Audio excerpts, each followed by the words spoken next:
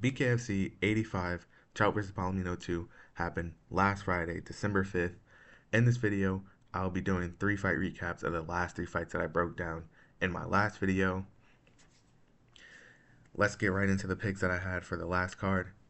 On the next card, BKFC Fight Night Derby, I will be breaking down all the fights because I actually have time now. So I'll be breaking down all the fights from last fight to the first fight to the last fight. Let's get into my picks from Trout vs. Palomino 2 card. And for this card, I got every pick right except Rodriguez by round 1 TKO. He was so close. The fight was very competitive with Townsell. I think it's Steven Townsell. And he almost won, but he almost lost, and then he ended up losing. In this fight, it's Perdomo's first time leaving the first round in his BKFC career, which is surprising. But Willis, he literally was just in survival mode. He wasn't even in winning mode from the beginning. So it's kind of hard to like KO somebody when they're just trying to defend themselves and not even fight. So Willis landed nothing clean for the first 2 rounds, just starting in, charging in with his head down. Horrible look for Willis. But I can definitely understand it when that power and the size of the sky is in front of you. The best shots he landed were in the clinch in the second round, and they were like tap shot. First fight we're gonna be breaking down Perdomo versus Corey Willis, and Corey Willis looked horrible, horrible showing for Corey Willis. He did more wrestling than fighting, and this is BKFC, which is bare knuckle boxing basically. He just his game plan was to clinch and like tire out Perdomo, and he did a horrible job at doing that. He would rush in with his head down. Perdomo would just tug his head down and he would just fall to the ground, slip. Horrible showing for Corey Willis. He slipped like 5 times in the first 2 rounds. First round, he didn't land anything on Perdomo. Perdomo landed a good uppercut and a left hand, dropping Corey Willis. Corey Willis got up pretty quick though. I would say he did eat a lot of good shots, better than most of Perdomo's opponents, which is actually insane. So he got up from the first knockdown in the first round. Second round he gets knocked down again, gets up pretty quick. Third round, Perdomo landed an illegal blow before the finish, but I don't think the illegal blow had anything to do with the finish. It was a clean flush landing uppercut, knocked Corey Willis out, and there's only one fight left to make for Perdomo, and that is Ben Rothwell. It has to be him. It's Perdomo's first time out of the first round, so we've seen him into later rounds, and we see that the power still carries over and he doesn't tire out. So there's only one fight left. It's for the belt. We have to see it. In the card, they were saying that they had some news for Ben Rothwell, like a upcoming fight for Ben Rothwell, and that was before Perdomo fought. So I don't know if they're going to do Ben Rothwell with someone else at heavyweight, and then Perdomo's next. But Perdomo should be now. Next fight we have Justin Ibarrola defeats Royal Ryan Reber by TKO in the third round. Flush fist to the eye, and Reber basically quit. Like, I understand if it was an eye poke and quitting, but a fist to the eye and he quit. In the first round, sharp in the first round, he was circling, evading all the punches from Ibarrola. Ibarrola could not land clean, even though he didn't have that much activity in the first round. He threw maybe 8 shots and only landed one to the body. Reber was doing a very good job circling and parrying the jabs and straights. So Ibarrola had a tough time. Reber had all the momentum going into the third round. It looked like he was just cruising. It looked like he was cruising to a decision victory over Ibarrola. First round, he was very sharp, very good on the back foot, blocking all of Ibarrola's attacks. Ibarrola was throwing jabs and straights, was not connecting on most of them. Most of them were getting blocked. He only landed a jab to the body in the first round. But when Reber went forward in the first round, he landed a two. He threw a good 1-2 combination, landed the two, cut Ibarrola on the brow. In the second round, Ibarrola showed way more improvement than in the first round. He was way more active, pressuring way more. He created more of those moments where Reber was up against the ring and he would just freeze and not react to the punches.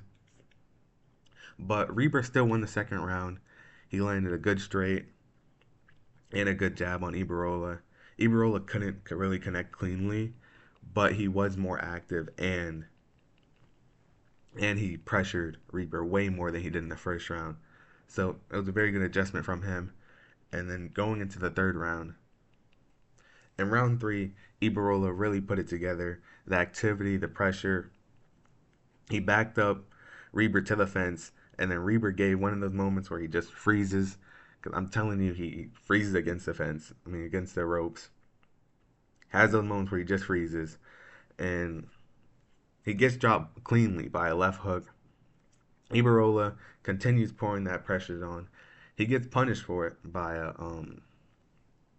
a jab, that stinging jab, and then he just continues pressuring, knuckle to the eye on Reber. Later in the round, Ibarrola lands, and Reber just Reber starts crying. Basically, he puts on a sad face, and he starts crying, and then he quits. I'm only saying he quit because it's not like a finger to the eye. It's a fist to the eye. You like if it was a finger and it was illegal and you can't see, I was like, okay. But this was a knuckle to the eye and he quit basically. Ibarrola then calls out Kai Stewart for a fight at 135. And I don't mind it.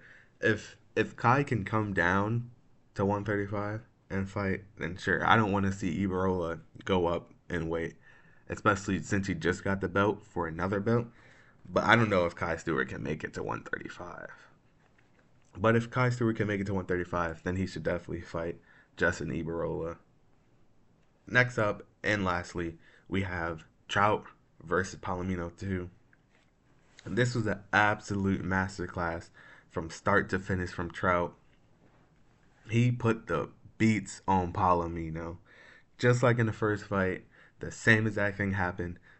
In the first round, Trout did exactly what I said in the key to victory. Like I might be in this guy's corner. I might be. But it was textbook outside boxing from Trout that just destroyed Palomino. He was in the first round, he landed good jabs, jab to the body, just popping the jab, stick and move. Palomino had no answer for it. He would rush in, and I think he landed a good left hook. It was a good left hook and I think a good right hook, both out of the clinch. But when it was just boxing range, Trout was just picking him apart, destroying him. It just looked horrible for Palomino, and Palomino's like one of the greatest in the sport, and his only two losses are to Trout. First at 165, and then at 155, and both of them were dominant performances against Palomino. Trout is definitely one of the best pure boxers. And well, he was a boxing champion, of course, but he is definitely one of the best pure technical boxers in BKFC. And I don't see anybody beating this guy unless you knock him out. You have to put him out because point fighting with him is just looking to lose. In the second round, Palomino landed a good right hand, but I don't think that was enough to give him the round. Trout definitely landed a lot of good jabs in the second round, and he had a good counter uppercut in close, which I thought did more damage than the right that Palomino landed. So I thought he definitely round won three, the second. Trout clearly won this one too, landing the more powerful shots. landing the jab to the face, jab to the body, like he was landing in the first round. It was basically like a mimic of the first round. Trout was backing up, popping the jab, landing to the body. Palomino did land a good jab to the face of Trout, and then he landed a good shot to the body. But the main shot that caused the problem was the uppercut of Trout, and that Palomino did not like that shot. Started clinching up immediately, right towards the end of the round. Doctor looks at it, calls the fight off. The uppercut Trout landed definitely did very bad damage to that eye. Palomino couldn't see out of that eye. The doctor was putting up the numbers and he couldn't read the numbers correctly. Good stoppage by the doctor. I think Trout would have probably just destroyed Palomino with one eye because he couldn't see out of that eye at all. Trout moves on to take on Franco Tenaglia in the finals of the lightweight tournament for the vacant lightweight belt. Thank you very much for watching.